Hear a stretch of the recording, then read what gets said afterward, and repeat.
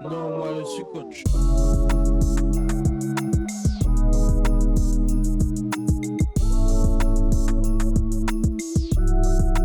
Moi je suis coach.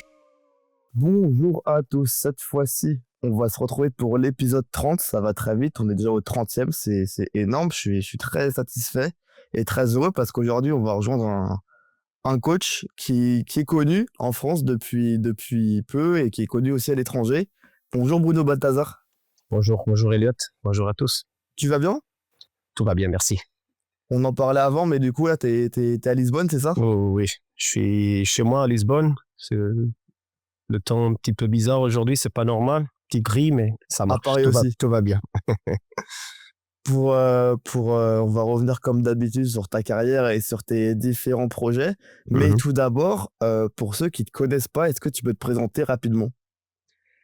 Je suis un ancien joueur, un joueur de Ligue 2, de Nacional au Portugal, qui a fait une carrière dans mes capacités. Donc, j'ai toujours cherché mon rêve d'être un joueur professionnel de top, mais pas de qualité suffisante pour arriver au top. Et après, quand j'ai presque terminé ma carrière, dans la moitié de ma carrière, j'ai vu que je veux continuer dans le foot. Je commençais à faire des cours d'entraîneur en même temps que je jouais. Donc, et après, j'ai mis dans ma tête que je voudrais bien être un coach un jour. Et après, j'ai commencé ma carrière comme un coach. Donc, je suis marié avec deux jeunes filles, une très belle jeune fille mariée. Donc, j'habite à Lisbonne. Je suis un coach que 48 ans. Donc, je cherche encore mon rêve d'arriver au top aussi comme coach. Et voilà, je bosse beaucoup pour arriver là-bas. Juste pour revenir rapidement sur ta carrière de joueur, tu l'as dit, tu as joué dans différentes divisions, dans des secondes divisions, dans des troisièmes divisions. Mais ce qui est intéressant, et même si après on va rebondir sur ça dans ta carrière d'entraîneur, c'est que toi, tu es un joueur qui s'est exporté et que tu n'as pas joué qu'au Portugal, tu es allé à Chypre, tu es allé en Angleterre. C'était déjà une volonté de ta part de voir différentes sortes de football? Oui, l'Angleterre, ça a été toujours mon rêve. J'étais vraiment passionné pour le football en Angleterre depuis que je suis un teenager. Adolescence, j'ai toujours aimé bien le football anglais. J'ai commencé ma carrière dans mon petit club de Sintra, donc où j'habite. J'habite dans les banlieues de Lisbonne, très, très proche de Sintra. J'ai commencé ma carrière de joueur là-bas. Après, j'ai passé par plusieurs clubs de troisième, même quatrième division au Portugal quand j'étais jeune. Et quand j'étais 26 ans, un coach portugais, José Moraes, qui a été adjoint de Mourinho, il m'a appelé pour aller en Allemagne, au National d'Allemagne. Ça a été un pas énorme dans ma carrière parce que le niveau en Allemagne, c'est complètement différent de le niveau de Portugal. Et j'ai parti en Allemagne avec 26 ans pour ma première expérience à l'étranger. Et ça a été formidable. Donc, on a été dans un club en difficulté, à Dresden. On a descendu, mais personnellement, l'expérience a été formidable. Les stades pleins, les conditions, le professionnalisme de foot en Allemagne, c'est magnifique. Et après, donc, j'ai eu une petite opportunité pour aller en Suisse, en Ligue 1. Donc, j'ai été en test. Le coach veut me signer, mais après, je sais pas aujourd'hui qu'est-ce qui a passé, mais avec l'agent, avec le président, quelque chose de bizarre. L'opportunité, j'ai pas eu l'opportunité et je suis parti en Angleterre pour chercher des opportunités. J'ai fait un test à Brentford. J'ai pas signé là-bas. On a fait un match contre Chelsea réserve et après j'ai signé à Conférence. Donc c'est la 5e division. J'ai eu une expérience de 2 mois seulement pour sentir le football anglais. Mais là-bas, j'ai vu que mes caractéristiques comme joueur, c'est pas pour l'Angleterre. J'étais un défenseur central qui aime avoir le ballon, techniquement raisonnable, pas mal, mais pas trop agressif. Et en Angleterre, c'est complètement à l'envers. Donc, c'est beaucoup physique, beaucoup agressivité. Et après, jouer au ballon pour un défenseur, c'est pas très important. Et voilà. Et après, plus tard, j'ai parti en Chypre. Donc, dans, à partir de 2010, une vague des joueurs portugais qui sont partis en Chypre. Et j'ai eu l'opportunité aussi. Et à cause de c'est pour ça qu'après, j'ai commencé ma carrière d'entraîneur là-bas parce que j'ai connu un agent l'agent qui m'a amené comme joueur. Après, plus tard, c'est lui qui m'a ouvert les portes pour entraîner. Donc, et voilà, j'ai vu d'autres contextes, d'autres réalités. J'ai toujours cherché mon rêve et voilà, ça a été ma carrière. Je suis très fier de ma carrière. Mais l'important, c'est d'essayer d'être heureux de nous-mêmes. Et j'ai essayé, j'ai fait ça. Donc. Et justement, ce qui est intéressant, même si on va encore une fois y revenir plus tard, mais c'est que toi, tu as une carrière où tu prends presque pas de pause. Même si on va revenir sur tes expériences d'entraîneur, toi, quand tu es joueur, c'est à quel moment que tu as le déclic de te dire que que tu veux devenir entraîneur? Ça a été en Ligue 2 au Portugal. J'étais à Barreirense, c'est un club dans les banlieues de Lisbonne. Ça a été en Ligue 2 au Portugal. C'est un club historique au Portugal, dans la ville de Barreiro. Et j'ai joué seulement 8 matchs en Ligue 2, 7-8 matchs. Beaucoup de temps sur le banc de touche. Donc, et j'étais frustré, normal, tous les joueurs veulent jouer, mais j'étais frustré, mais j'ai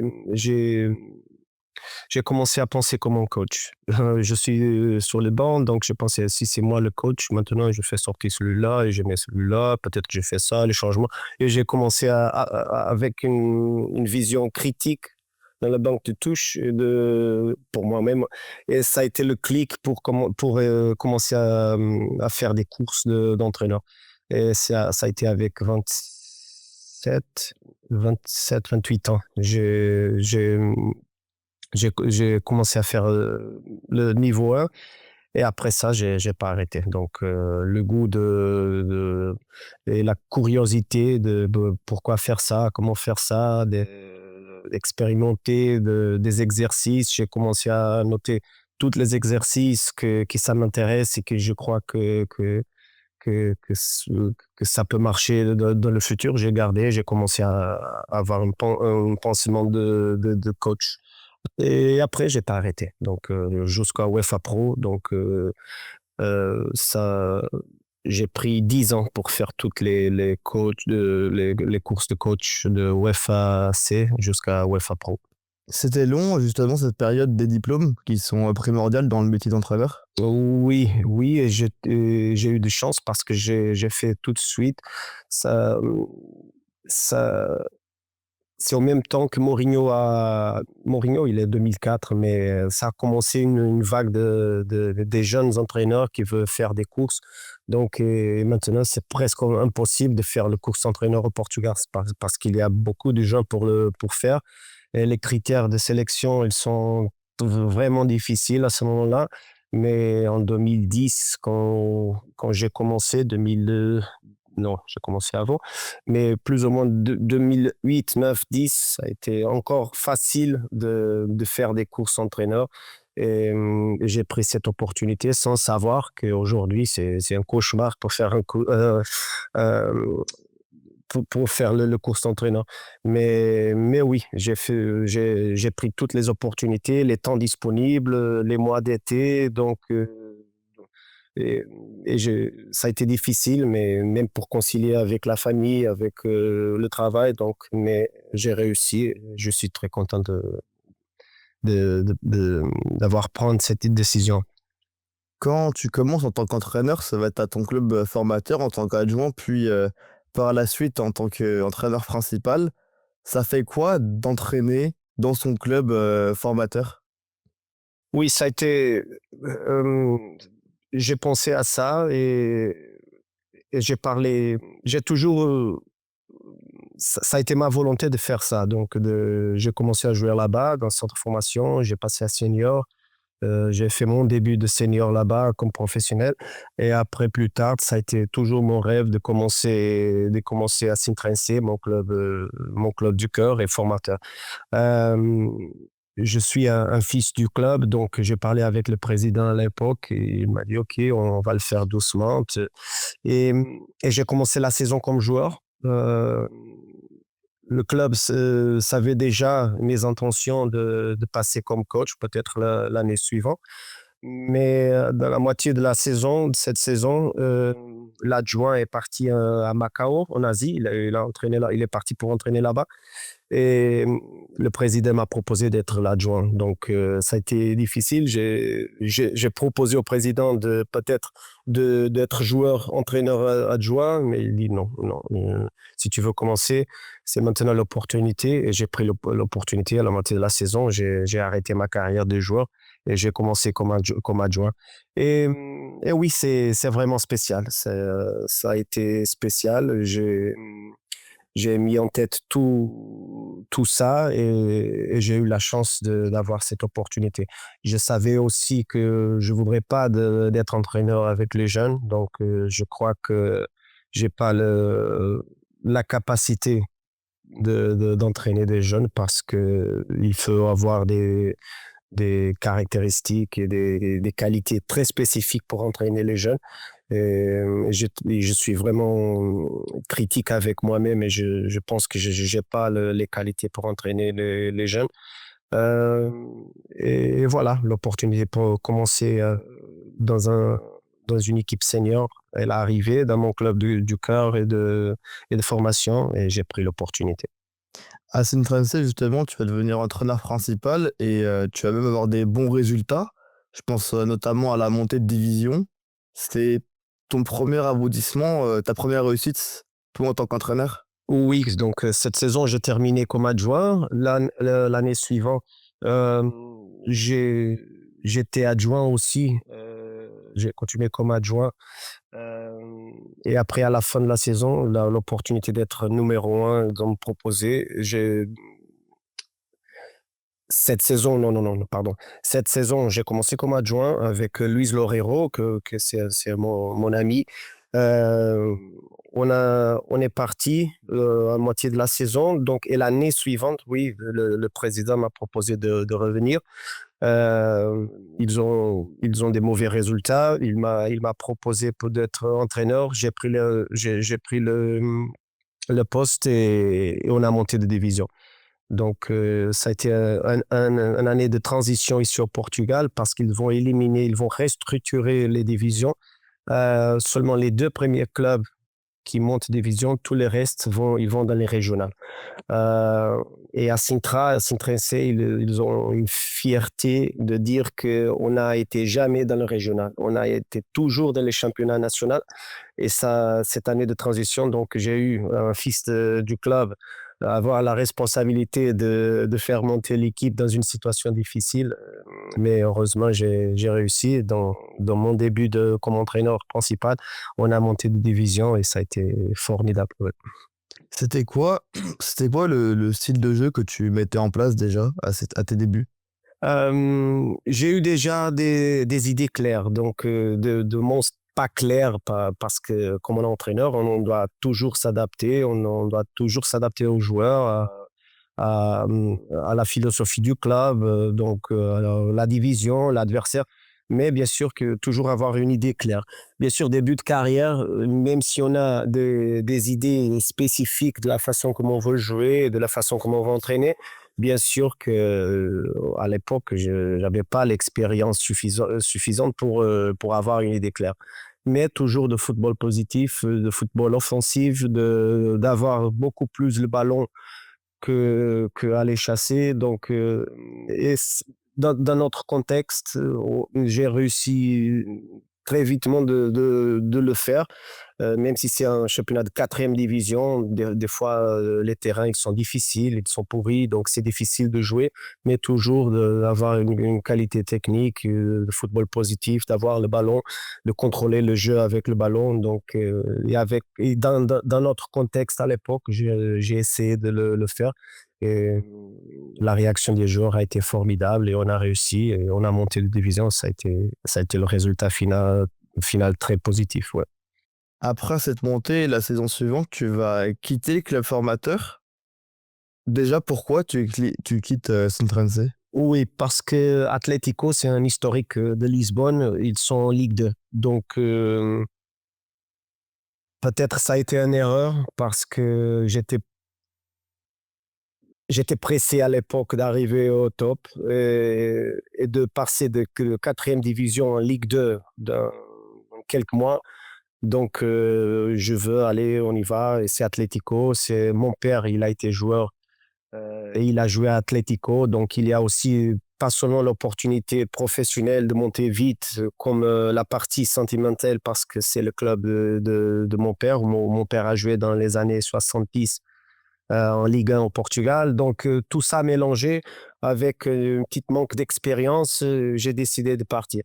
Le club Atlético a été en transition de gestion, donc un propriétaire chinois qui est arrivé, qui a pris le club après un mois et il a viré tout le monde, donc je suis parti. Donc peut-être si j'ai continué en Citrensé, club formateur avec stabilité, un fils du club, donc pour grandir, pour avoir beaucoup plus d'expérience, peut-être ça a été beaucoup mieux pour moi. Et c'est des décisions que si on peut changer aujourd'hui. À l'époque, c'est difficile. Donc, tout ça que j'avais expliqué avant euh, en place, c'est difficile après de faire les bons choix. Mais voilà, j'ai parti en Atlético. J'ai fait un mois et ils ont viré parce que le nouveau propriétaire, il veut changer le club complètement. Comme je l'ai dit en introduction, toi, tu es un entraîneur qui rebondit rapidement. Et là, directement, tu rebondis avec la sélection des Philippines. Pour moi, c'est venu de l'extérieur, c'est étonnant parce que je me dis comment un entraîneur portugais qui commence à se former, il termine aux Philippines. Ouais. Je te raconte l'histoire. J'étais ici à Lisbonne au chômage et une équipe de quatrième division d'Allemagne qui est venue à Lisbonne pour faire un stage. Et j'ai un collègue qui m'a proposé, Bruno, tu vas accompagner, parce que tu as joué en Allemagne, tu vas accompagner l'équipe, c'est seulement accompagner, de parler avec les directeurs sportifs, l'entraîneur. Et ils vont te payer quelque argent. Donc j'étais au chômage. J'ai accepté. Donc, toujours pour voir, toujours avec une perspective d'apprendre quelque chose, de voir quelque chose de différent avec un entraîneur allemand, et j'ai accepté. Euh, et cette semaine, j'ai passé beaucoup de temps avec le directeur sportif du club, à voir les séances et tout ça.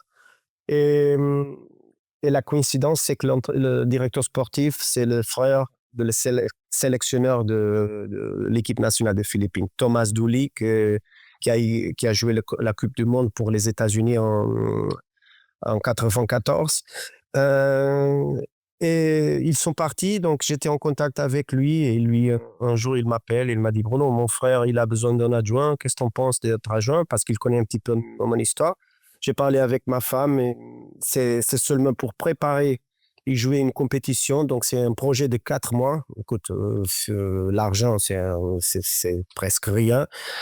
C'est d'aller dans l'autre côté du monde. Donc, mais pour 4 mois, d'avoir une expérience déjà dans une équipe nationale pour préparer une compétition internationale. Donc, je parlais avec ma femme à l'époque et oui, donc c'est 4 mois. Donc, je vais faire cet effort d'avoir cette expérience pour grandir. Donc, et j'ai accepté. Ça a été une expérience vraiment formidable. Si on a besoin de 5 épisodes seulement pour te raconter des histoires que j'ai passées, que j'ai passées en Philippines avec l'équipe nationale. Ouais. Mais du coup, ça se passait comment, les entraînements, la méthodologie avec les Philippines?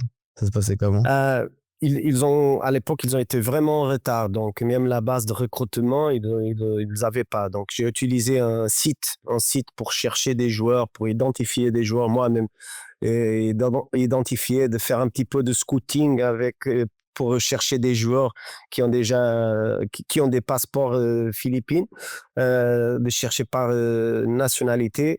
Donc, on a fait ça. On a toujours essayé de chercher parce qu'il y a beaucoup des femmes philippines qui voyagent tout le monde pour travailler. Donc, du coup, ils restent dans ces pays. Elles sont, et 90% de l'équipe nationale des Philippines, c'est demi-philippines, demi-américaines, demi-allemands, demi-français, demi-Areola. Donc, on a trouvé Areola, il est de Philippines. On a essayé de contacter Areola pour le proposer de jouer l'équipe nationale des Philippines. Il a été un jeune à l'époque. Bien sûr qu'il a dit non, mais ça, c'est le travail aussi que je fais. Et après, ça a été vraiment difficile aussi d'appeler les joueurs de venir parce que les meilleurs joueurs, on avait un qui joue en championship, c'est le gardien, c'est Neil Edridge, il a été pas convaincu d'aller, un qui joue en Danemark, donc en Ligue 1, donc ça a été difficile mais après, on a réussi, on a fait une compétition formidable, on a joué, on a préparé, on a joué la compétition qui c'est les sélections plus faibles de l'Asie. La Confédération asiatique, il organise une compétition pour que le vainqueur de cette compétition peuvent aller à la Coupe d'Asie, la grande compétition de l'Asie.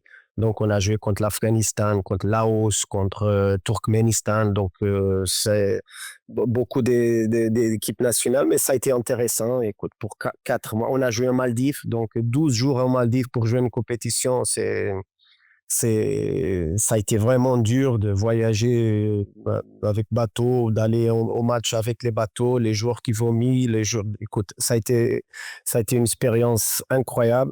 On est arrivé à finale, on a perdu contre la Palestine qui a joué la Coupe d'Asie après. Mais ça a été une expérience formidable et écoutez, je vais la garder pour toute ma vie, oui. Tu vois, déjà, là, comme je l'ai dit en introduction, tu es un entraîneur qui a connu beaucoup d'expérience. Là, ça fait à peine 20 minutes qu'on a commencé. On a déjà parlé de 3 expériences différentes. Toi, entraîner, vraiment, c'est une passion?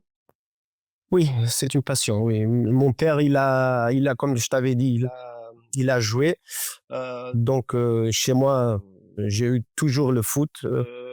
Après, comme joueur, j'ai fait ma carrière et, et j'ai découvert que d'amener les autres, d'amener individuellement et après collectivement, d'avoir des comportements pour arriver pour essayer d'obtenir un objectif, c'est quelque chose ça bouge en moi. Donc et voilà, donc oui, je suis très fier, j'aime bien c'est une passion et la meilleure part, c'est qu'on est payé, des fois très bien payé, de faire des choses qu'on aime, et on aime vraiment. Donc, je suis un passionné et je continue passionné. Des fois, c'est difficile, des fois, c'est dur. Le projet le Stade Malherbe, ça a été vraiment difficile pour moi, mais j'ai encore la passion de faire mon travail et d'entraîner. Oui. On va y revenir plus tard, mais toi, tu as des inspirations dans ta manière d'entraîner? Sans doute que ça a été Mourinho qui a donné un clic, pas seulement à moi, mais à l'école portugaise, si on peut l'appeler comme ça. C'est lui avec sa manière de travailler, de gérer les joueurs, gérer les conflits à l'époque et tout ça. Donc, il a complètement changé notre mentalité. Pour moi, quand j'étais joueur, une préparation pour la saison, ça a été dans la plage, je mets un mec dans mon dos et je monte des dunes. Donc, ça, c'est la partie physique. Et après, il y a un entraîneur qui arrive et non, c'est tout s'intégrer. La force spécifique du jeu, on le fait avec le ballon. Donc, il a complètement changé. Ça a été, et il a commencé à gagner. Donc, c'est lui qui a donné un coup dans la mentalité du football portugais. Et toute l'école de périodisation tactique de la fac de Porto, il a complètement changé. Donc, pour parler d'inspiration, c'est Mourinho, mais bien sûr que pas seulement lui. Donc, je prends toujours des choses positives de chaque entraîneur, de chaque modalité. Je te raconte une petite histoire. J'étais en Chypre et je prends mes filles pour faire la gymnastique. Et il y a une salle de sport à côté que le futsal s'entraîne là chaque jour. Et des fois, les gamines, elles s'entraînent dans la gymnastique et j'étais à côté de voir un petit peu des séances de futsal. Et j'ai pris des petits exercices et j'adapte au football le 11. Donc, toujours, on peut amener quelque chose pour nous. Donc, et c'est Capello qui dit que le meilleur entraîneur, c'est le meilleur vouleur. Donc, on peut prendre toujours des choses des autres entraîneurs. Et bien sûr qu'aujourd'hui, Guardiola, c'est bien sûr, même si je suis pas vraiment, mon style, c'est pas le tiki-taka, non, je n'aime pas, j'aime les choses beaucoup plus objectives. Mais Guardiola, il y a d'autres entraîneurs portugais qui m'inspirent. Donc, mais Mourinho, c'est lui qui a donné le clic. On va continuer de revenir sur différentes étapes de ta carrière d'entraîneur, notamment, comme je l'ai dit, quand tu étais joueur, tu t'es exporté, mais aussi en tant qu'entraîneur. Là, on en a parlé avec les Philippines, mais aussi au Qatar, où tu Mhm. vas rejoindre Sabri Lamouchi. Ouais. Pour moi, c'est un exemple parfait de ta carrière parce que tu vas faire un choix, tu vas rejoindre un grand entraîneur. Comment ça se Mhm. fait? Donc avant ça, je suis revenu à Portugal, à Casa Pia. Casa Pia, c'est un club amateur qui joue au national. C'est un club qui a pas d'argent, qui est amateur, qui joue contre des équipes professionnelles. Et je suis revenu. Donc, à moitié de la saison, j'ai pris le club. Euh, j'ai qualifié le club pour le play-off final de montée. Et on a arrivé jusqu'à la finale pour monter des divisions. Donc, on va jouer le dernier match pour monter en Ligue 2. C'est quelque chose d'incroyable dans une équipe amateur. On est arrivé en finale, on a perdu la finale, mais ça a été incroyable. Donc, ce travail m'a donné une visibilité sur Portugal. Et j'ai eu un appel de Gestifoot, de Jorge Mendes, qui m'a appelé parce qu'il savait déjà que je parle français. Donc, et Sabri qui cherche un adjoint, école portugaise. Et ils ont contacté pour la première fois, je ne te cache pas. Donc, c'est la première fois que j'ai commencé à toucher un petit peu d'argent parce que ma carrière comme joueur, c'est seulement de l'argent pour vivre. Euh, et j'ai eu la proposition d'aller au Qatar et pour la première fois financièrement, c'est quelque chose de déjà bon pour moi. Donc, j'ai commencé comme entraîneur principal, mais je suis encore très jeune, pas beaucoup expérience. Donc, encore une expérience de plus, avec un petit peu plus d'argent. Et j'ai accepté d'aller travailler avec Sabri, un ancien joueur de top, avec un Français, mais avec une influence de football italien, parce qu'il a joué beaucoup des années d'italien. Donc, la partie tactique, j'étais sûr qu'il va m'apporter beaucoup et j'ai accepté et j'ai adoré l'expérience, ouais, avec Sabri. Ça se passait comment le foot au Qatar à cette époque-là? Oui, ça, encore la euphorie de la Coupe du Monde. Donc, il prépare déjà à l'époque la Coupe du Monde. Ça a été en 2015-2016, je crois, oui. Mais déjà une euphorie.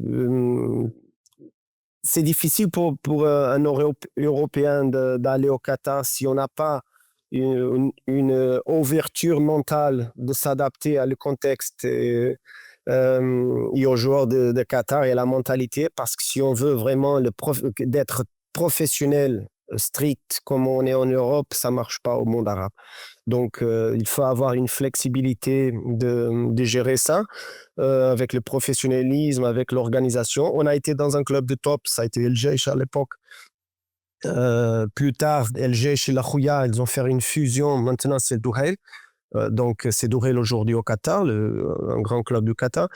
Mais on est dans un club de top au Qatar, mais on s'entraîne dans un petit stade de la université.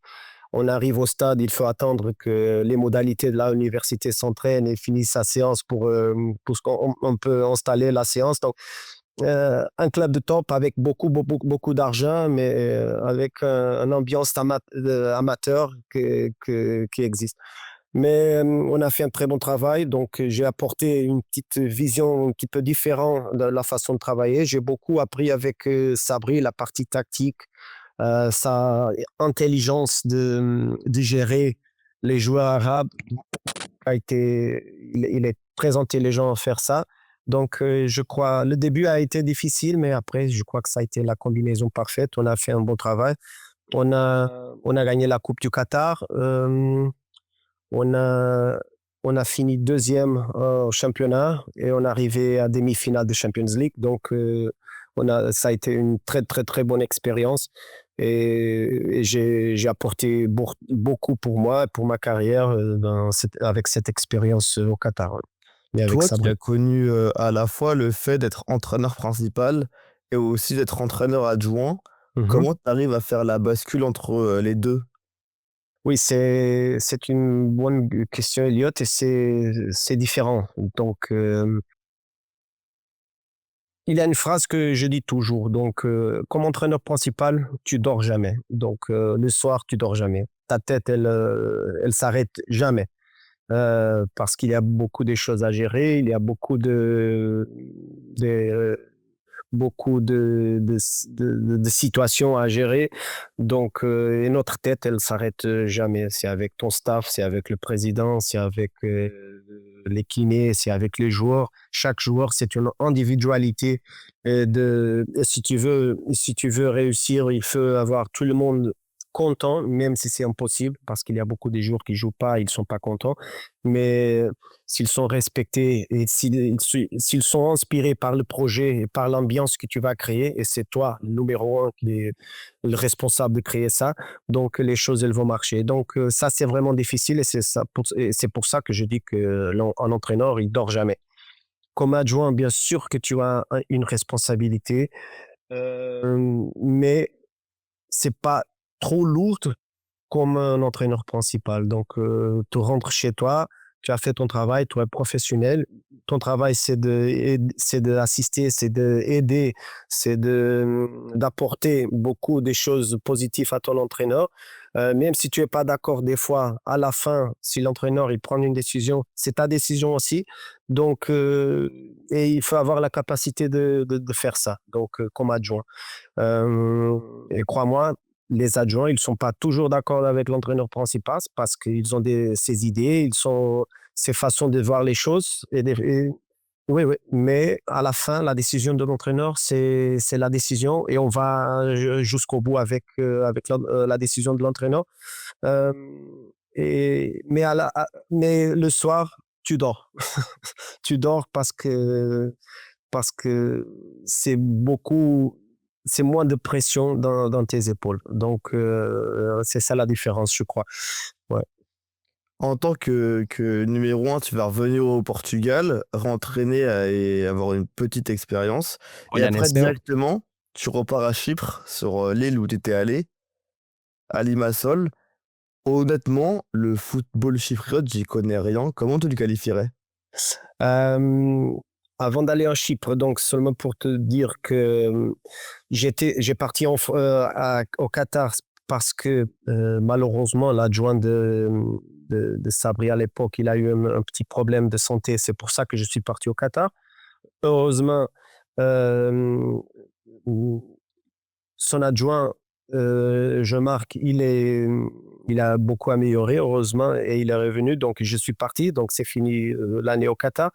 Et j'ai eu l'opportunité pour la première fois. OK, Atlético, un mois, c'est Ligue 2, c'est professionnel. Mais Olhanense, dans une situation difficile, en Ligue 2 au Portugal, j'ai pris, parce que c'est l'opportunité de travailler aussi dans un club historique, d'essayer de le sauver, mais d'entraîner dans un championnat professionnel. Donc, c'est la première fois que j'ai fait un match officiel de Ligue 2 au Portugal. Ça a été Olhanense, beaucoup de difficultés financières, d'organisation, mais c'est pour ça que je suis venu là-bas. Et après, le Chypre, avec l'agent qui m'a amené comme joueur en Chypre. Et donc, je connais le contexte. Je sais qu'en Europe, personne ne connaît le football chypriote, mais après ça, il y a des clubs, seulement pour te dire que Apoel, par exemple, que j'ai entraîné plus tard, Apoel, ils ont fait déjà quart de finale de Champions League. Apoel, Apollon, ils ont fait déjà des bonnes Coupes d'Europe, Europa League, pardon, Europa League. Ils ont fait déjà gagné à Lazio, gagné à des bons clubs à Marseille. Donc, ils ont fait déjà. Donc, c'est un football qui personne connaît, mais qui a monté beaucoup de qualité dans les dernières 10 années. Donc, et AL, c'est un club avec beaucoup de supporters. Il y a toujours cette, comment je dis, je peux dire, la maladie de la, c'est vraiment passionné, c'est vraiment chaud les stades, c'est cette passion grecque du football. Et pour la première fois, je sens vraiment la pression de la presse, la pression des supporters, vraiment exigeant. J'ai pris là-bas des joueurs qui ont été mes collègues, Marco Suarez, Marco Areosa, ils ont été mes collègues comme joueurs. Et après, je suis leurs entraîneurs. Ça a été beaucoup des nouvelles expériences, mais on a vraiment réussi. On a fait un final de championnat très positif. On a qualifié AL Limassol pour les qualifications d'Europa League.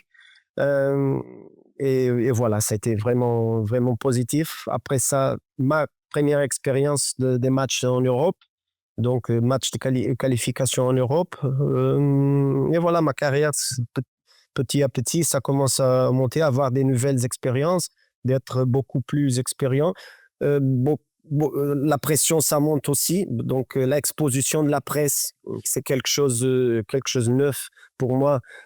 Parce qu'ici au Portugal, dans les contextes que j'ai travaillé, il n'y a pas beaucoup d'exposition de la presse. Donc, la pression de la rue avec les supporters. Donc, il y a beaucoup de nouvelles expériences pour moi que j'ai pris pour la première fois à Limassol. Et je dis toujours, à Limassol, ça a été la salle de sport pour moi. Donc, de commencer à expérimenter, à vivre la pression d'être connu dans la rue, pour le positif et pour le négatif. C'est pas seulement pour le positif. Même la pression de la presse. Donc, ça a été la salle de sport pour aujourd'hui. Je suis beaucoup plus capable de gérer tout ça et émotionnellement de gérer ça. Ouais. Justement, bah, t'en as parlé rapidement, mais tu vas faire la transition. Tu vas quitter Limassol pour rejoindre l'Hapoel Nicosie. Comment parce que c'est un choix fort. Oui, c'est fort, Ça s'est fait comment? c'est facile d'expliquer. Donc, j'ai construit une très bonne relation avec le club, avec le supporter d'AL. Il y a des problèmes financiers, donc, et toute l'année, j'ai géré des problèmes financiers au club. Et on a commencé la saison, donc j'ai fini une saison, on a qualifié en Europe, on a fait une bonne qualification. On n'a pas qualifié pour l'Europa League, mais on a fait une bonne qualification. On est perdu contre Austria Vienne, mais la saison continue. On est dans des 4 premières places du championnat. On est bien avec un budget beaucoup plus bas en comparaison à les autres. Mais il y a un match, le derby contre Apollon. Le président, il a promis de payer les salaires. On a 2 mois en retard. Il a commencé cette semaine, et c'est un match vraiment spécial. Il y a beaucoup de pression. Personne ne connaît cette derby, mais il y a une rivalité incroyable en Chypre entre AEL et Apollon. Et le président, il est venu au vestiaire. Il a promis à tout le monde qu'il va payer les salaires. Les joueurs, ils sont contents. On a passé toute la semaine, et le jour d'avant, il est venu sur le terrain avant la séance commencer. Désolé, mais je ne peux pas payer. Donc, c'était une bagarre au vestiaire. On a commencé le match. On a commencé à gagner 1-0, mais après, on a été battu. On a perdu 4-1, 5-1. Émotionnellement, les gens, ils ont complètement arrêté. Et j'ai mis avec ce match-là, ça a été honteux pour les supporters. Et j'ai pris la responsabilité dans mon dos, et j'ai pris la décision de sortir. Et après 2 semaines plus tard, donc j'étais chez moi, donc j'étais surpris, mais l'Hapoel qui m'appelle, l'Hapoel, les chroniques champions de Chypre, qui a fait déjà, comme j'avais dit, quart de finale de Champions League. La mentalité d'Hapoel, je te raconte cette petite histoire, c'est ils ont perdu en Champions League 5-0, 6-0 contre le Real Madrid. Donc on dirait que c'est un résultat normal. Mais à Chypre, ça a été vraiment un scandale. Donc, on est à Poel. Ça, c'est la mentalité d'Apoel. Donc, on ne peut pas perdre contre Real Madrid. Ça, c'est la mentalité. Et 2 semaines d'après, donc, je suis sorti d'AEL Limassol et Apoel qui me contacte pour essayer de finir pour finir la saison. On est dans le play-off d'être champion, mais en deuxième place, Apollon qui veulent. Ils sont 4 points en avance. Et il manque 7-8 matchs pour finir la saison. Ils ont invité pour finir la saison, bien sûr avec la pression, beaucoup plus de pression d'être champion. Donc j'ai accepté et j'ai réussi. Oui. Bah, tu as des très bons résultats avec l'Apoel. À la fin, je devais, tu as une série de 6 victoires qui vous permet de gagner le titre. Ouais. Toujours le playoff de champion, c'est les 6 meilleurs clubs. Donc c'est des derbies en Chypre chaque semaine. À l'extérieur et à domicile, donc beaucoup de pression, la presse incroyable, les supporters incroyables, la pression. Mais on a réussi, on a fait une séquence incroyable, on a fait un match nul avec 6 victoires de filet, je crois, et on a été champion, on a battu Apollon, donc c'est le match si on perd, si on fait un match nul, c'est fini. On a gagné, donc on a été champion, c'est mon premier titre comme entraîneur principal, même si c'est un championnat périphérique comme le Chypre, donc ça a été une sensation incroyable et on a réussi. Mais la mentalité chypriote, donc c'est difficile. C'est vraiment facile de virer un coach, même sans raison. Et après, la saison d'après, on a fait une qualification de Coupe d'Europe. On arrive jusqu'au play-off final contre Astana pour entrer dans les groupes. Mais on est perdu dans les pénaltys. On est perdu dans les pénaltys à Astana, au Kazakhstan. Et, et ma situation, ça a commencé. Même si j'étais champion, la presse a commencé à pressionner le président. Donc, je fais le premier match de championnat, je gagne. Donc, et après, le président, désolé Bruno, j'adore ton travail, mais beaucoup de pression, je peux pas. Et après, je suis parti. Donc, c'est ça la mentalité, difficile d'accepter. J'ai fait de très bons résultats, j'étais champion, mais de ne pas qualifier le club en Ligue d'Europe, en Europa League, donc j'étais viré. Ouais. Justement, c'était comment les matchs de qualification européens? Vraiment difficile. Donc, on a fait un très mauvais résultat en Lituanie contre Sūduva, un chaleur incroyable, un gazon c'est comme la jungle. Difficile de voyager en Lituanie, les joueurs ils sont morts. C'est difficile c'est le terrain vraiment sec et grand, donc difficile de jouer. On a perdu le match 3-1 en Lituanie. Après, on est joué à domicile. Il fait marquer 2 buts. On a massacré, on a gagné 1-0 au début de match.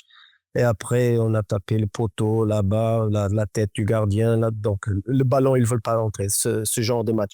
Et on est sorti de Champions League, qualification de Champions League, la Coupe d'Europe, pour la Europa League. On a fait une très bonne qualification. On a battu le champion d'Israël, Beersheva. On a battu le champion d'Estonie. Et on a arrivé jusqu'au bout. Et après, à Astana, on gagne 1-0 chez nous. On perd 1-0 à Astana, penalty, on a perdu, on ne s'est pas qualifié.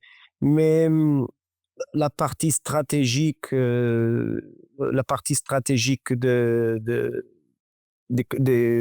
compétitions européennes, c'est quelque chose que j'ai beaucoup appris dans cette saison. Donc,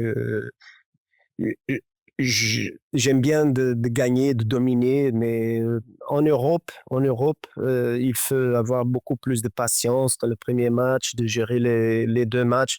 Donc, un match, c'est pas 90 minutes, c'est 120 minutes. Donc, cette gestion, j'ai beaucoup appris dans cette saison. Mais ça a été bien sûr une expérience après AEL Limassol, ça a été ma expérience européenne. Avec Apoel, j'ai grandi jusqu'au moment où j'ai 14 ou 16 matchs en Europe, donc c'est une bonne expérience déjà. Ouais. On va pas revenir sur toutes tes expériences, mais dans ce podcast, ce qui est bien, c'est que je laisse le temps de développer, etc. C'est ça qui est hyper intéressant. Donc, merci pour avoir rejoint l'aventure du podcast. Pour parler d'une autre aventure, pour moi, qui est importante dans ta carrière, c'est celle où tu vas rejoindre à nouveau Sabri Lamouchi à Nottingham. Toi qui rêvais d'Angleterre, tu vas à nouveau rejoindre un niveau supérieur avec la Championship. Comment ça s'est fait et c'était une réussite pour toi de rejoindre Oui, oui, bien sûr. Comme j'avais dit, comme tu sais déjà, Elliot, donc c'est Angleterre, ça a été toujours mon rêve. Euh, j'étais champion en Chypre, j'ai parti en Estoril. Cette semaine, j'ai l'opportunité de travailler en Ligue 1 dans un club, c'est Setúbal, qui a beaucoup de difficultés en Ligue 1 et c'est un objectif d'entraîner en Ligue 1 au Portugal. Et j'ai Estoril qui essaie de monter en Ligue 2 avec beaucoup plus de stabilité et d'argent. Donc, j'ai pris la décision de rester à côté de chez moi. Estoril, j'ai pris le club en 4e place et on a fini en 3e place, mais on n'a pas monté. Donc, mais ça, la fierté d'être entraîneur numéro 1, elle est là déjà. J'étais champion en APOEL et avec toutes les expériences que j'avais déjà à l'époque. Et il arrive l'opportunité de Nottingham Forest pour devenir encore une fois adjoint. Donc, j'ai beaucoup pensé, j'ai beaucoup discuté avec ma femme, avec ma famille, avec des amis. Le rêve, elle est là, un club historique en Angleterre, le Championship, une expérience que je sais si un jour j'avais voir comme entraîneur principal. Donc, et voilà, j'ai pris la décision d'aller, c'est de travailler avec Sabri, que je connais très bien et avec son staff. Donc, j'ai accepté. Et ça a été vraiment une expérience formidable, même si d'être adjoint, encore une fois, ça a été pas facile à l'époque. Mais après, quand je dis oui, donc j'ai fait mon travail là, et on a fait une très, très, très bonne saison au Championship. Ça n'a pas terminé comme on voulait, mais comme tout le monde veut, mais ça a été une expérience formidable d'aller en Angleterre, de vivre cette expérience dans le pays que j'ai toujours voulu travailler. cette période-là, justement, le Nottingham, c'est la période Covid. Comment vous avez géré cette période, cet esprit un peu confinement, etc. Ouais. Sans trouver des excuses faciles, mais c'est le Covid qui nous a tués, honnêtement, avec tout le respect, avec les victimes de Covid. Mais on joue toujours à City Ground avec 29-30 000, une ambiance incroyable. Euh, Notre équipe expériente, mais rien de particulier, rien de spécial, mais une équipe très, très, très compétente. Sabri qui fait un très bon travail en gérer les cadres de l'équipe, un très bon travail en gérer tout ça. 46 matchs dans une saison avec une équipe pas jeune, c'est difficile. Euh, et après le Covid, on est en zone de playoff toute la saison. Et après les derniers 3 mois de la saison, le Covid arrive et on joue dans des stades vides, sans l'ambiance. Ça a complètement changé la dynamique de l'équipe et notre dynamique. Donc, pour le dernier match, on joue contre Stoke et il faut avoir une combinaison impossible, Elliot, impossible pour qu'on ne reste pas dans la zone de playoff. Mais on perd 4-1 à domicile. Il y a des résultats ailleurs qui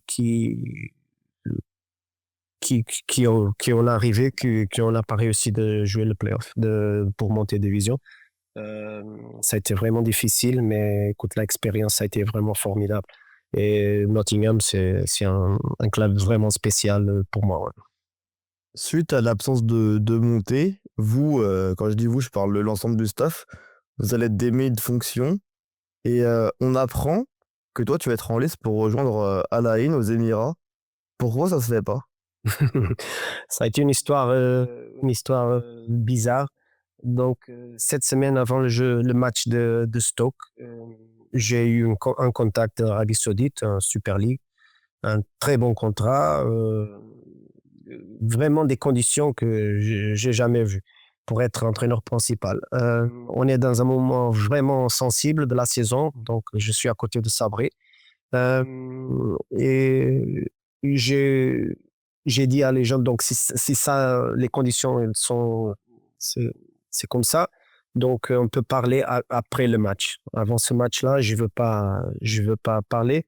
Mais si les conditions elles sont celles-là, donc on est proche. Euh, j'ai dit ça, j'ai rien signé, rien de tout. Donc, le jour d'après, dans la presse d'Arabie Saoudite, bienvenue coach, bienvenue coach.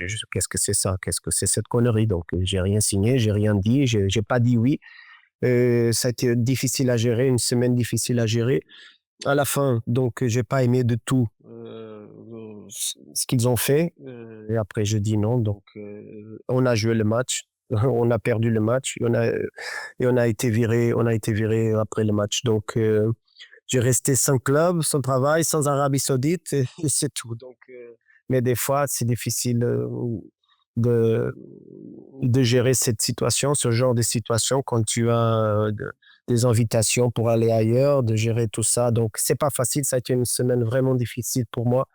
Mais à la fin, donc, on a été viré et j'ai perdu aussi l'opportunité. J'ai dit non, c'est pas perdu. J'ai dit non à l'Ain parce que c'est un club qui va commencer la saison sans entraîneur principal. Il manque 3 semaines sans préparation, sans avoir les joueurs étrangers. Donc, c'est seulement d'avoir quelque argent au début, après c'est de partir. Je veux pas ça. Je suis pas un mercenaire. Donc, si je pars ailleurs, c'est pour faire mon travail, c'est d'avoir une sécurité, d'essayer d'avoir une sécurité pour faire mon travail. Et j'ai pas senti ça en Arabie Saoudite, à ce projet spécifique. J'ai dit non, donc et je crois que ça a été la meilleure décision. Justement, pour une des premières fois de ta carrière, tu vas passer une année sans club. Ça t'a fait du bien de souffler un peu? Après, c'est différent parce que chaque année, t'enchaînes, t'enchaînes, t'enchaînes. Oui, oui, oui. Oui, de rester chez moi aussi, c'est difficile de gérer la famille. Donc, seulement une fois dans ma vie, j'ai pris ma famille avec moi. Ça a été en Chypre et ça a été un an formidable, partie personnelle et professionnelle. C'est quand j'étais champion à Napoel.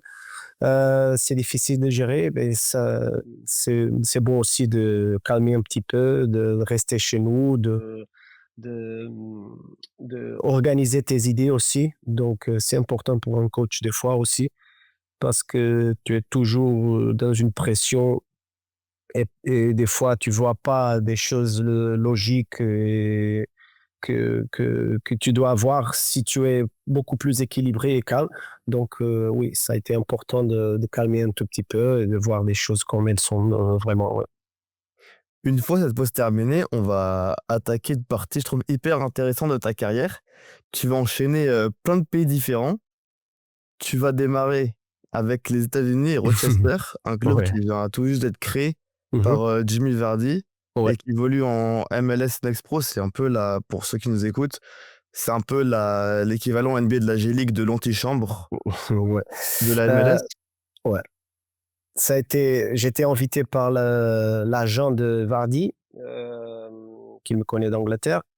Euh, Au début, ils ont proposé c'est l'opportunité d'aller après en MLS. Ils ont me vendu un rêve qui après à la fin ça a été complètement différent. Mais c'est de faire un documentaire en Netflix, de commencer un club de début. Donc il a tout avec Vardy derrière. Donc il a tout un projet qui a pas avancé après. Donc c'est un objectif aussi d'essayer de travailler aux États-Unis. En MLS, c'est un championnat qui m'intéresse. Et avoir l'opportunité de travailler dans ce contexte, le contexte MLS, même si c'est un championnat de développement. Donc, j'ai pris cette décision d'essayer. Ça a été très positif de voir comment ils travaillent aux États-Unis. Donc, il y a beaucoup de joueurs intéressants, et même les entraîneurs, c'est vraiment intéressant. Euh, mais voilà, c'est une expérience. C'est une expérience que j'ai eue. Et beaucoup grandi avec cette expérience parce que pour la première fois, je travaille dans un championnat de développement, donc c'est pas un championnat principal, c'est pas complètement senior, donc c'est la transition entre les juniors et les seniors. Et donc ça a été vraiment intéressant de voir la qualité des Américains et comment ils travaillent et comme ils sont déjà dans une place où je pense qu'ils sont encore en retard, mais non, ils sont beaucoup plus avancé de ce que tout le monde pense en Europe. Mais voilà, ça a été une bonne expérience. Pourquoi ça t'intéresse la MLS comme championnat? Euh, L'organisation, la mentalité, bien sûr qu'il a la partie commerciale du spectacle que pour un Européen, c'est un petit peu exagéré. Euh, mais je crois que les Américains, qu'aux États-Unis, la qualité de jeu, elle commence à grandir de plus en plus. Il y a les conditions de travail, il y a l'organisation et j'aime bien ça. Donc, j'aime bien ça de travailler dans un contexte où tout ça est mis en place. Donc, je préfère ça, partir avec un très bon contrat, je sais pas, en Asie, en Europe, en Afrique, mais sans la mentalité, sans le professionnalisme, sans la rigueur. Donc, et c'est ça que un MLS il peut apporter aussi, c'est cette rigueur, ce professionnalisme que j'aime avoir. Tu regardes de la MLS, toi, régulièrement, pour voir ce Non, qui pas se passe? régulièrement, mais j'accompagne des fois, mais je vois pas des matchs. Mais cette année aux États-Unis, ça m'a donné une vision, une forme de voir les choses encore plus différente de la réalité américaine, hein. Le club, malheureusement, il va avoir des petits problèmes financiers, malheureusement, et tu vas donc quitter le club Oui, pour revenir en on Europe. a Et fini là, pardon, Elliot, on a fini à demi-finale de playoff.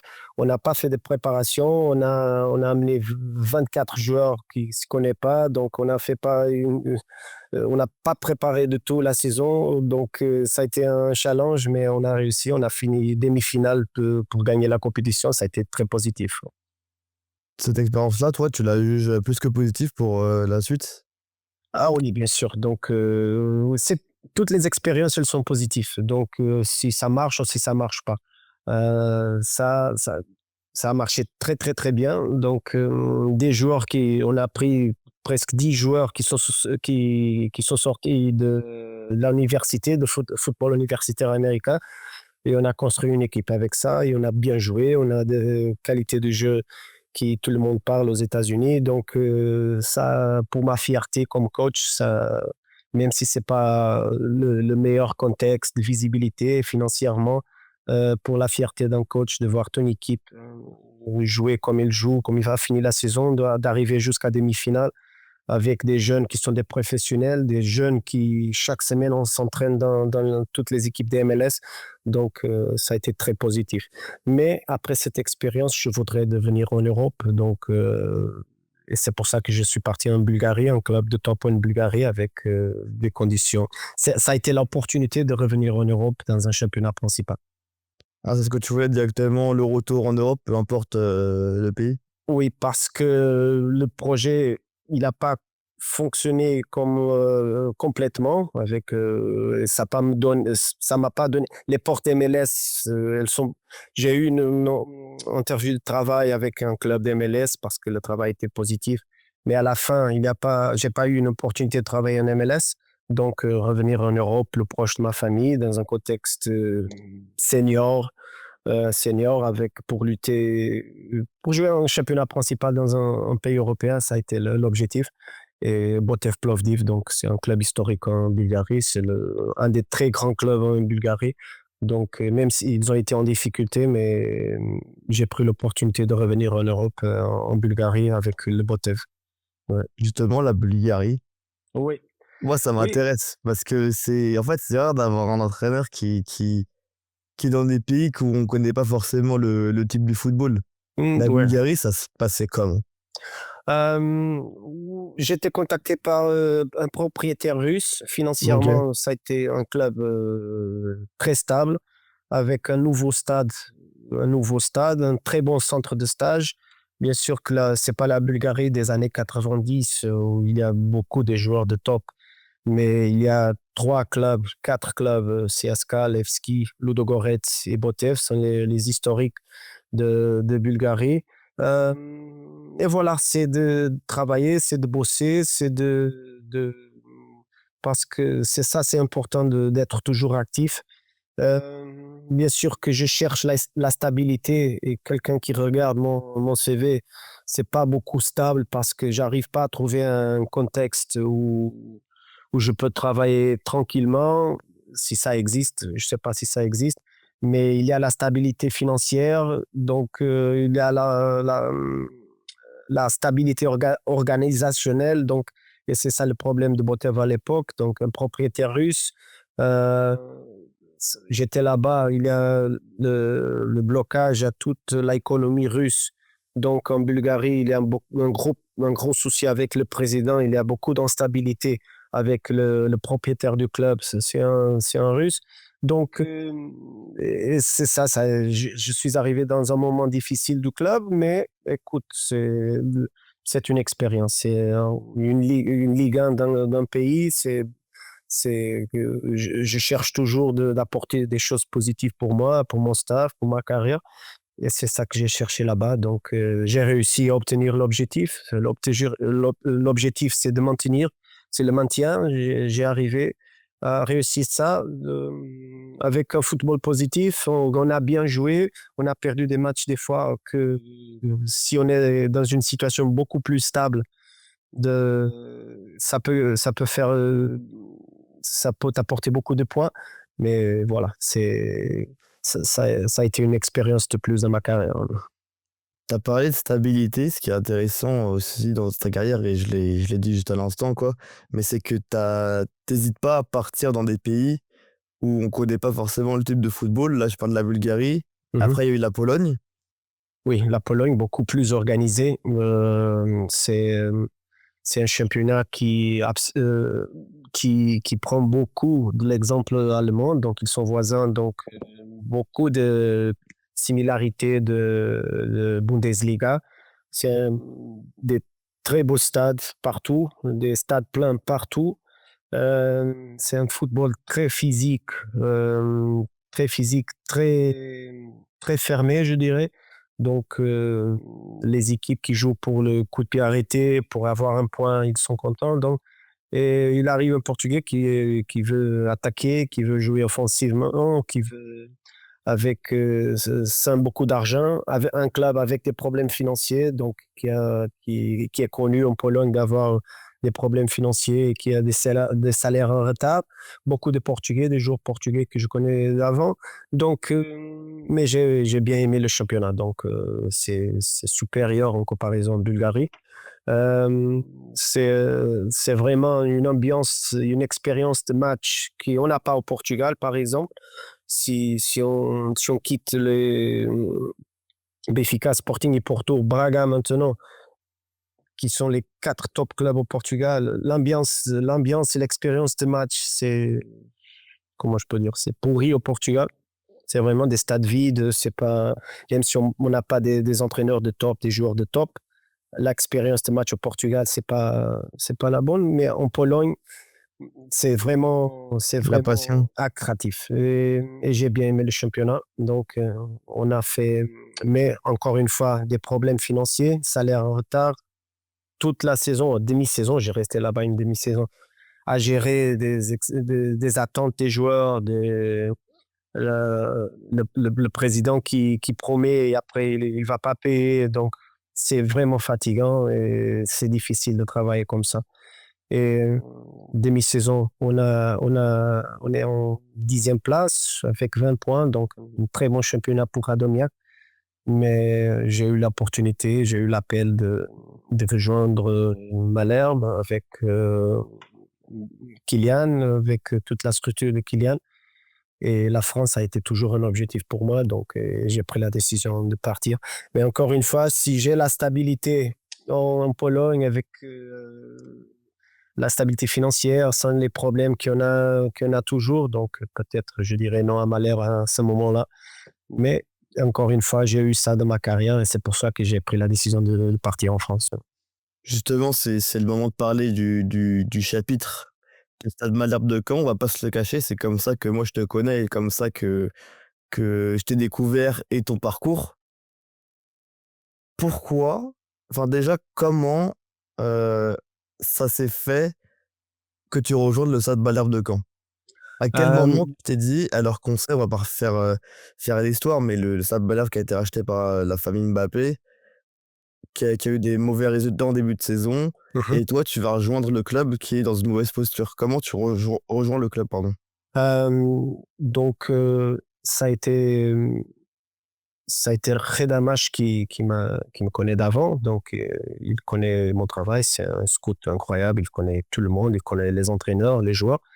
Et c'est lui le responsable du football de Stade Malherbe. Et il m'a essayé avant, avant de le rejoindre à Red Star, pardon. À Red Star, ça n'a pas marché à l'époque. Et l'opportunité, elle a été là. Donc, il m'a contacté. Et avec tous les problèmes que j'ai eu en Pologne, donc j'ai dit oui tout de suite. Je voudrais bien travailler avec Reda, de travailler à Stade Malherbe, un club historique, même si la situation était vraiment difficile. De travailler dans un historique en France, en Ligue 2, c'est un objectif de carrière d'aller en France. Euh, Ça a été toujours un objectif. Avec la famille de Kylian, la famille Mbappé derrière, bien sûr que si ça marche maintenant, ça peut te porter beaucoup de choses positives aussi. Donc, bien sûr que j'ai fait mon travail chez moi, de chercher, de connaître le club, de connaître beaucoup plus l'effectif, les joueurs, le contexte. Et j'ai dit oui, avec tous les problèmes en Pologne, avec tout ce contexte qui m'attend, même si sportivement, euh, la situation c'est difficile. Ça a été une décision facile, je dirais, de partir. Euh, mais oui, et j'ai trouvé tout ça un club incroyable, avec des supporters incroyables, dans une situation vraiment difficile. Mais comment les gens que j'ai rencontrés, pas seulement le staff, très bien, très bien, l'accueil, ça a été incroyable. Mais j'ai jamais eu, et j'ai dit ça déjà beaucoup de fois dans mon cercle privé, j'ai jamais trouvé des gens professionnels, rationnables, compétents comme le Stade Malherbe. Bien sûr que dire ça et après on descend, le club est tombé, c'est un petit peu bizarre, je sens pour les gens qui m'écoutent, mais j'ai jamais eu ça dans ma carrière. Le rationalisme, la stabilité, la vision, j'ai jamais trouvé ça dans ma carrière, dans tous les contextes qu'on a parlé avant. Est-ce que à un moment, parce que forcément, quand tu rejoins le Stade Malherbe, tu te doutes bien qu'il y aura un fort impact médiatique. T'as pas eu peur, ça, d'être sous la pression des médias?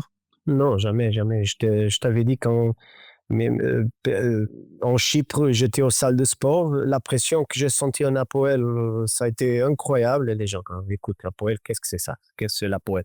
Je sais que les gens ils peuvent penser comme ça, mais dans un petit pays, c'est la même pression de Marseille au PSG. Je te jure, dans une petite île, exactement la même pression, l'exposition médiatique, sociale, c'est vraiment difficile.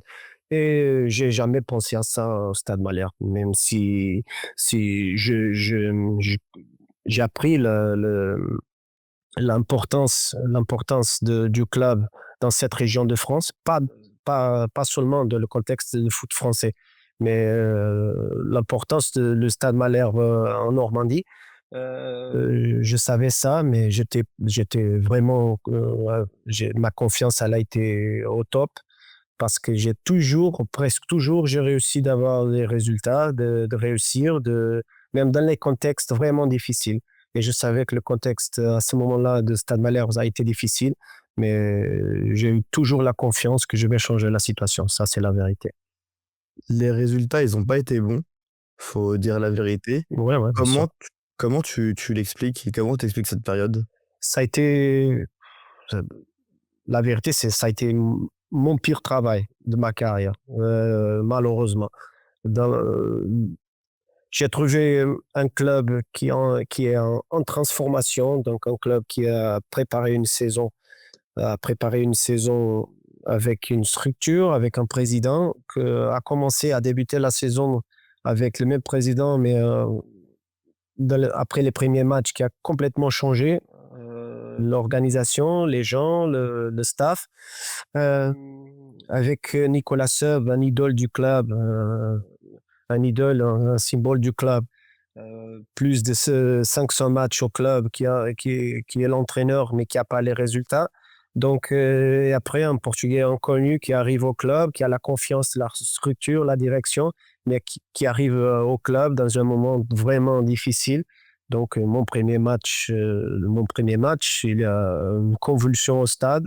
Euh, on est dans une situation difficile, on essaie de gagner un match, mais on a le stade qui chante le nom de Nicolas Sub. Donc, toute cette ambiance pour les joueurs, pour les vestiaires, pour le nouveau coach, pour le nouveau stade, c'est une ambiance difficile, compréhensible, mais difficile de changer la situation. Euh, la relation que j'ai créée avec les joueurs, elle est formidable, honnêtement. J'ai trouvé des joueurs, un contexte des joueurs qui, début de saison, avec l'ancien propriétaire, il y a des joueurs qui ont des attentes de sortie, ils ont les contrats de sa vie, le contrat de sa vie ailleurs, en Angleterre, au monde arabe par exemple, mais qui l'ancienne direction, ils ont coupé toutes les rêves et cette chance ils ont coupé les rêves des joueurs de sortir. Donc on a quelques joueurs qui sont pas vraiment envie d'être là, donc ça c'est la vérité. Euh, Ça a commencé à créer une ambiance bizarre au club, des professionnels, des bons joueurs avec qualité pour faire beaucoup plus, mais l'ambiance, ça commence à être dans une spirale négative que c'est difficile à changer. Je suis arrivé avec ma forme de travailler, ma forme proche avec les joueurs, euh, de travailler beaucoup plus technique, une façon de travailler différente de travailler parce que c'est eux qui me disent qu'on travaille d'une façon différente. Euh, qui c'est positif, je regarde dans les yeux et je sens dans le club, dans le vestiaire que tout le monde aime bien notre façon de travailler, mais la vérité c'est que les résultats, ils sont là, ils sont pas là, donc ça c'est la vérité. Pas de chance aussi, on ne peut pas s'excuser avec la chance, mais il faut avoir un petit peu de chance aussi. Je me rappelle le premier match contre Clermont, je crois.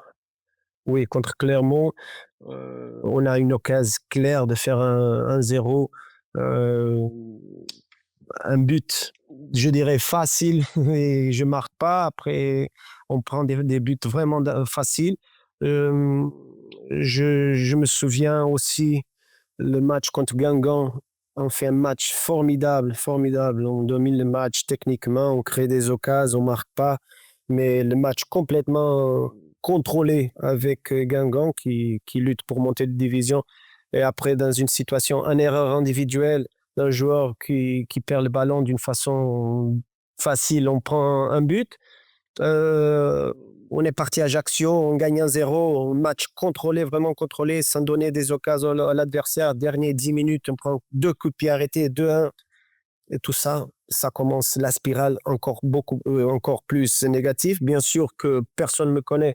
Euh, Tout le monde est encore plus méfiant de l'équipe, de l'entraîneur. Donc tout ça mélangé, ça commence la situation comme ça commence à être vraiment difficile à changer. Donc c'est ça. Donc un club incroyable, des gens incroyables, les supporters. Bien sûr que c'est rien de particulier. J'ai demandé, quand je suis arrivé au club, de parler avec des représentants des supporters. J'ai demandé une petite réunion avec eux. L'accueil, ça a été formidable. Des gens qui aiment le club d'une façon incroyable, oui. Mais malheureusement, j'ai pas réussi pour la première fois de ma carrière. J'ai pas réussi. J'ai appris beaucoup avec cette saison de la pire manière. Euh, Ça a été, je peux le dire sans cacher, ça a été mon pire travail jusqu'à maintenant. Mais voilà, j'espère qu'à bientôt, le Stade Malherbe monte de division 2 fois jusqu'en Ligue 1 parce que c'est un club de Ligue 1. On a été mort dans la saison, mais toujours 15 000, 16 000, 17 000. Donc, une ambiance incroyable.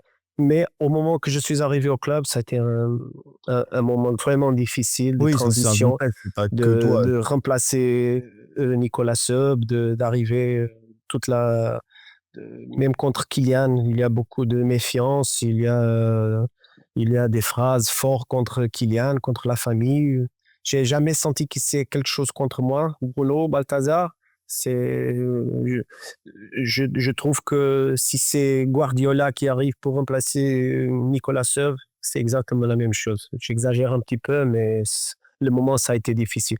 Mais tout ça mélangé et connecté, donc ça arrivait à la descendre de Stade Malherbe, malheureusement. Après une 7e défaite d'affilée contre Annecy, où tu vas être démis de tes fonctions. Aujourd'hui, toi, tu l'as dit, tu as ton regard qui est très intéressant sur ta période de Stade Malherbe. Toi, quelle est ton actualité, Bruno Balthazar, aujourd'hui? Maintenant, je suis après ça, et ça a été vraiment difficile. Après Stade Malherbe, j'étais vraiment dessus. Émotionnellement, ça a été vraiment lourd pour moi d'accepter parce que, encore une fois, je te dis, j'ai jamais trouvé des gens, le président Ziad Hamoud, Reda Hamache, tout le staff, comme l'accueil que j'ai eu les supporters. Chaque séance, il y a un groupe de supporters qui sont fiers d'être là, de voir les séances. Euh, tout le soutien qu'ils ont donné, euh, c'est vraiment spécial pour moi. Et après, ça a été vraiment difficile d'accepter que j'ai pas réussi de changer cette situation. Pour moi, pour ma carrière, mais pour tous les gens, pour le club, pour la région, pour la Normandie, pour le Stade Malherbe, tout ça pour Caen, ça a été vraiment difficile de gérer ça émotionnellement. Maintenant, je suis dans une période de voir les opportunités. Euh, je- J'attends des contacts, donc j'ai eu déjà des contacts, mais je ne veux pas accepter tout de suite des projets seulement pour être actif. Donc, je réfléchis, je regarde des nouvelles opportunités. J'ai eu des propositions, mais dans les contextes et dans les pays que je ne veux pas travailler. Donc, je voudrais bien de donner un pas de ma carrière sécure qui peut m'apporter la stabilité, si ça existe au foot, n'est-ce pas? La stabilité pour travailler, parce que la question que tu m'as mis, Elliot, de ma carrière, de bouger toujours à droite et à gauche, euh, je voudrais bien avoir la stabilité. Et malheureusement, je sentais que je peux avoir ça à Stade Malherbe si je réussis à changer la situation. Euh, mais malheureusement, ça n'a pas marché. Maintenant, c'est le moment de réfléchir et de chercher de bons projets. Aujourd'hui, ton principal objectif pour ton futur club, c'est vraiment la stabilité, c'est d'avoir un contrat à long terme et d'être stable, d'être sûr d'avoir les moyens. C'est pas le, c'est pas la question de contrat à long terme. Donc, même si c'est un contrat d'un an, euh, mais si j'ai là les gens autour de moi qui sont les choses comme moi, donc, et j'ai trouvé ça à Stade Malherbe, encore une fois, je te dis ça, euh, c'est pas une question de long terme de contrat. On peut signer un contrat d'un an, mais avoir cette stabilité, chaque fin de saison, on analyse, on est content ensemble et on continue. C'est ça que je cherche, c'est ça que je voudrais avoir. Et voilà, et après réussir de monter pour de niveau, d'arriver. On a un bon exemple en France maintenant. Mon pote Castro, Luis Castro, on a parlé, on a joué un contre. J'ai joué contre lui et on a discuté avant le match. Donc, il m'a dit, Bruno, tu dois être costaud. Donc, je suis arrivé exactement comme toi dans un moment difficile avec Dunkerque. Beaucoup de méfiance, mais après, j'ai réussi maintenant. Donc, on est bien. Donc, ça va marcher avec toi. Donc, mais la confiance que le club et Dembaba, ils ont donné à Castro, j'ai eu la même confiance. J'ai eu la même confiance, exactement la même confiance à Stade Malherbe de tout le monde. Mais malheureusement, la situation de Stade Malherbe, ça a été beaucoup plus difficile, volatile, instabilité que personne n'a réussi à changer, malheureusement. Je te remercie, Bruno, pour ton temps. C'était hyper intéressant comme épisode. Merci, Elliot. Merci, hein. Ça a été un plaisir pour moi. OK? Merci. Et pour le podcast, on va se retrouver la semaine prochaine. Merci, Bruno. D'accord. Merci, Elliot. Ciao, ciao. Non, non, moi je suis coach.